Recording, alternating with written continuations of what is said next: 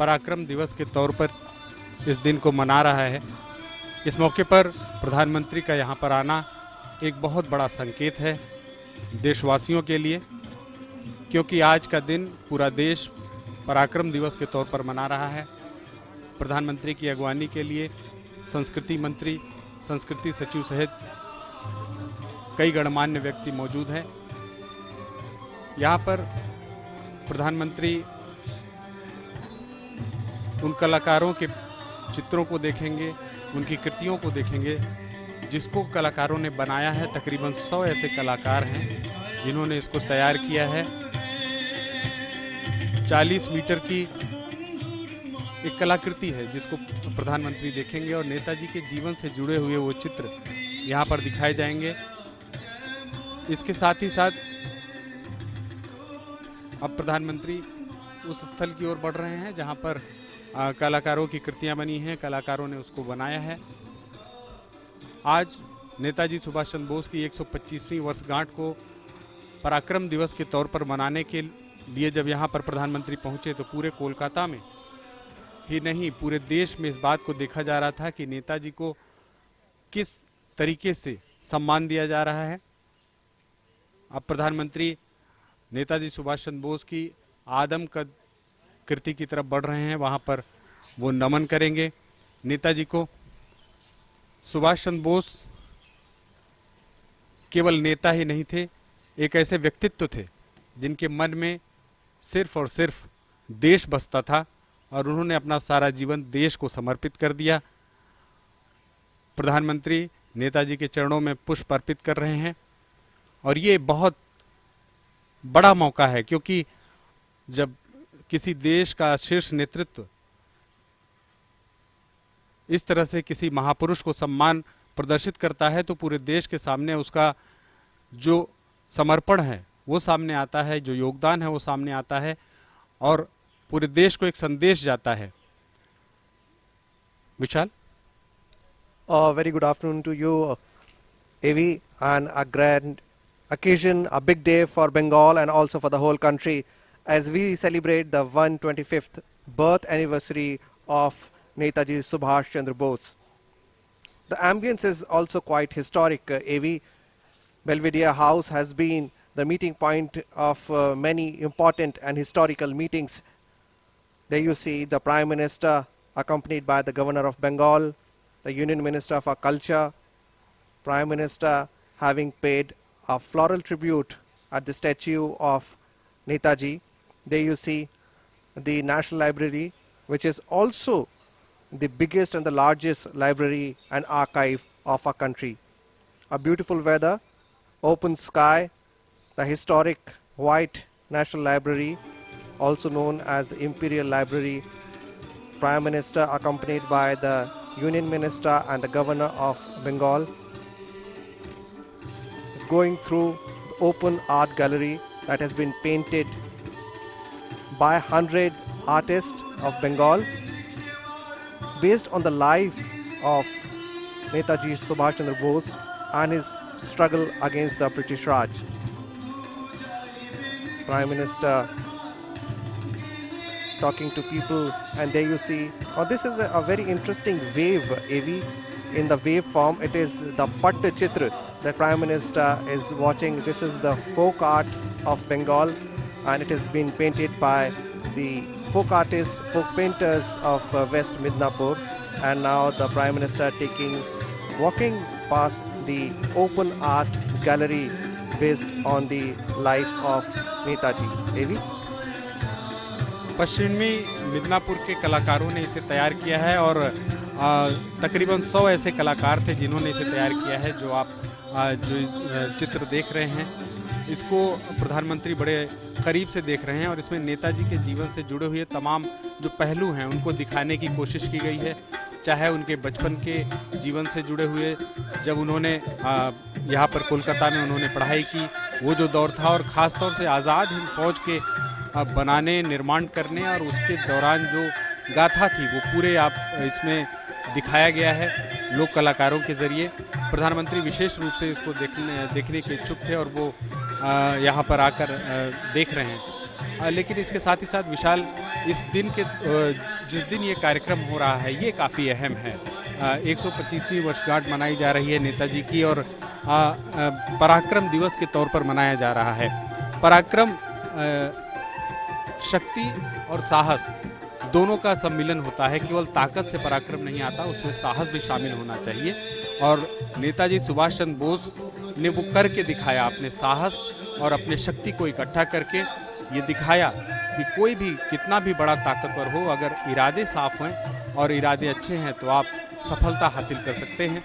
नेताजी ने जब आज़ाद हिंद फौज का नेतृत्व संभाला तो उस वक्त आज़ाद हिंद फौज हालांकि वो बन चुकी थी, रास बिहारी बोस उसे बनाए थे, लेकिन नेतृत्व मजबूत नहीं था। लेकिन जब रास बिहारी बोस ने देखा नेताजी का जो रंगून टोक्यो रेडियो में जो उन्होंने अपना भाषण दिया था, उसके बाद रास बिहारी बोस को लगा कि एक नेता मिल गया है।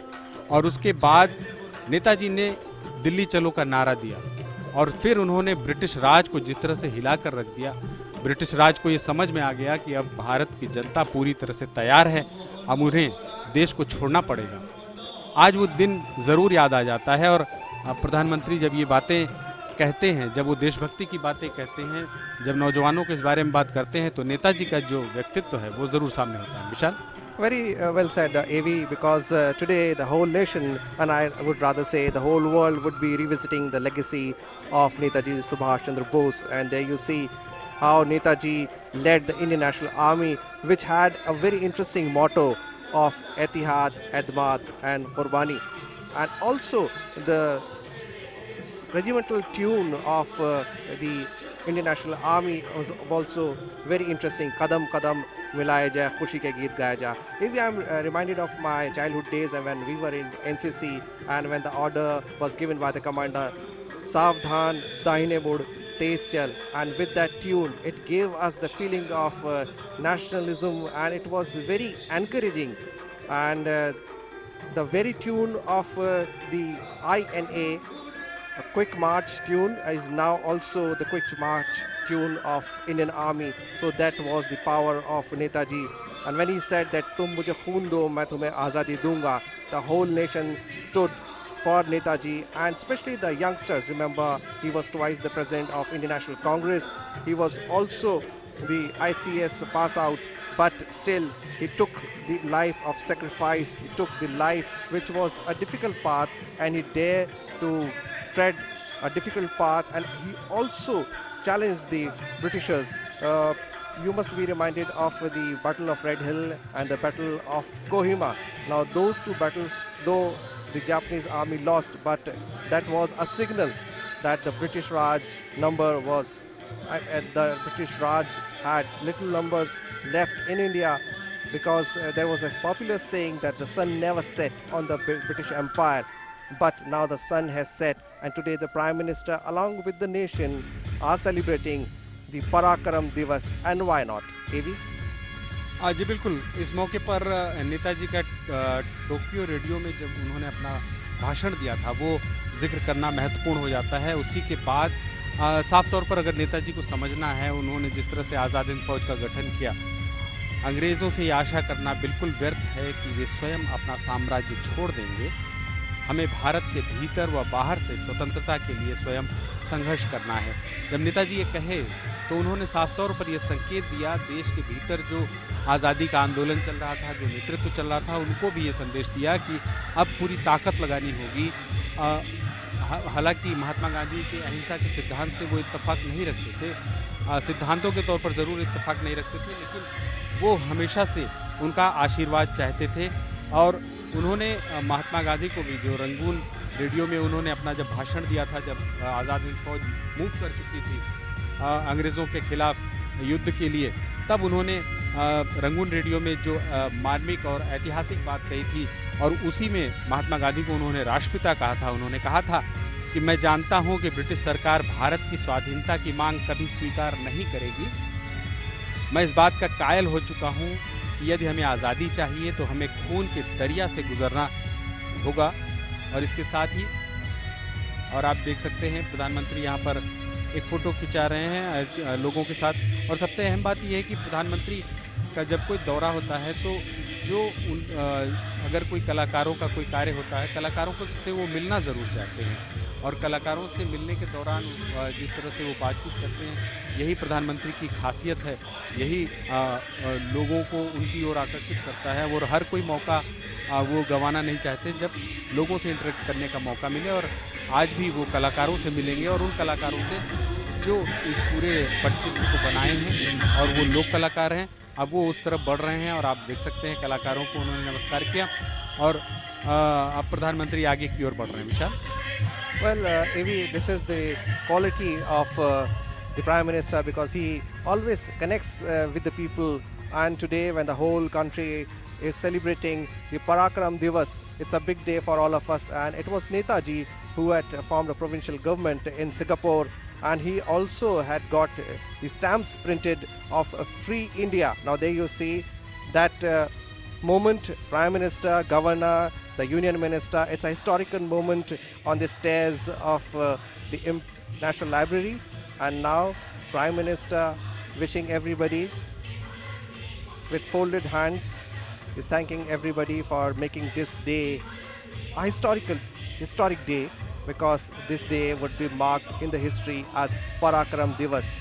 23rd January, 3 days after, we'll be celebrating the Republic Day, and every year this day would be remembered, and the sacrifice and the life of Netaji, the legacy of Netaji would be revisited now from now on. AV? अब प्रधानमंत्री आगे की ओर बढ़ रहे हैं और नेताजी के आज 125वीं वर्षगांठ के मौके पर, पराक्रम दिवस के मौके पर एक अंतर्राष्ट्रीय सेमिनार का आयोजन किया गया है जिसमें पूरे विश्व के लोग आए हुए हैं और यहाँ पर अपनी अपनी बातें रखेंगे। एक विचारों का आदान प्रदान होगा नेताजी के जीवन पर, नेताजी के योगदान पर और ख़ास तौर पर नेताजी के व्यक्तित्व पर कि किस तरह से एक साधारण परिवार का व्यक्ति अपने संघर्ष को आगे बढ़ाते हुए और अपनी दृढ़ इच्छा शक्ति को आगे बढ़ाते हुए जब भारत गुलाम था तब उन्होंने सपना देखा भारत को आज़ाद कराने का, और न केवल विशाल आज़ाद कराने का। नेताजी सुभाष चंद्र बोस ऐसे व्यक्ति थे जब वो इंग्लैंड जाकर और वहाँ पर ICS की परीक्षा उन्होंने पास की और पास ही नहीं की, चौथी रैंक हासिल की और उसके बाद उन्होंने उस नौकरी को छोड़ दिया।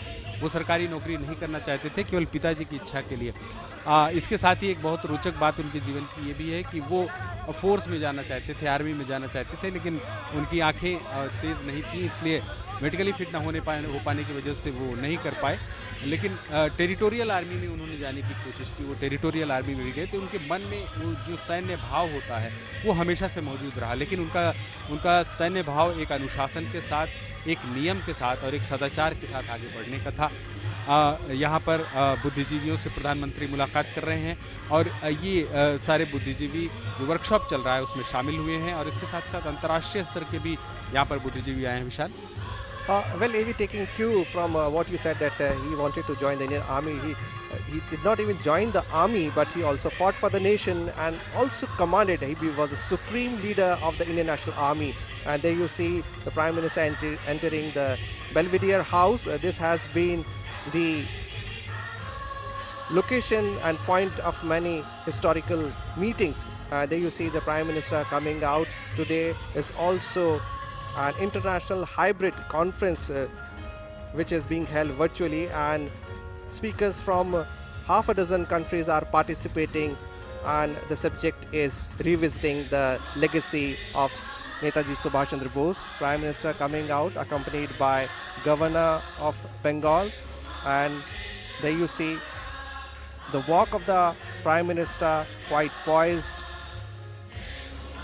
and he is so contented because it was the vision of the Modi government that the birthday of Netaji Subhash Chandra Bose should be celebrated as Parakram Divas. AV? ये बहुत बड़ा ऐतिहासिक मौका है पूरे देश के लिए और बंगाल के लिए खासतौर से, जब प्रधानमंत्री यहाँ पर मौजूद हैं और नेताजी की 125वीं वर्षगांठ के तौर पर मौजूद हैं। आप देख सकते हैं कि जितने भी लोग जो वर्कशॉप के पार्टिसिपेंट्स हैं, जो कलाकार हैं, वो सब प्रधानमंत्री से मिलकर काफ़ी खुश नज़र आ रहे हैं और खुद प्रधानमंत्री भी काफ़ी ज़्यादा खुश नज़र आ रहे हैं। इस जो इम्पीरियल लाइब्रेरी इसको कहा करते थे, जो आज नेशनल लाइब्रेरी है, इसको 1953 में देश को समर्पित किया गया विशाल। इसके पहले इसमें आम लोगों को जाने की इजाज़त नहीं थी। इसके साथ ही साथ आज ये देश की सबसे बड़ी लाइब्रेरी है किताबों के लिहाज से। तकरीबन 20,20,000 किताबें हैं इस लाइब्रेरी में।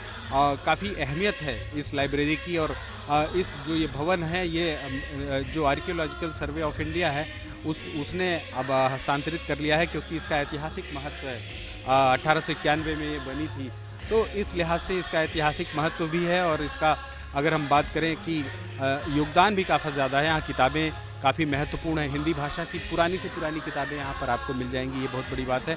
और प्रधानमंत्री का यहाँ का जो कार्यक्रम है वो पूरा हुआ, और यहाँ से अब प्रधानमंत्री आगे की ओर बढ़ रहे हैं। और ये इसके पहले नेताजी सदन, और आज अभी यहाँ पर इस कार्यक्रम को खत्म होने के बाद आगे की ओर बढ़ रहे हैं विशाल। Well, said AV, Prime Minister greeting everybody, saying goodbye to them as he moves forward to the next event, which is being held at Victoria Memorial. Yes, this National Library houses the important documents and the history of not only India's freedom struggle but also many important books and records. The carcade of Prime Minister ready to move at it as it slowly moves out of the National Library. The next event it's going to be a mega event prepared for the evening that is to be held at the Victoria Memorial. There you see the Prime Minister carcade leaving the venue. Victoria memorial में प्रधानमंत्री एक प्रदर्शनी का उद्घाटन करेंगे, और एक interactive प्रदर्शनी है। खास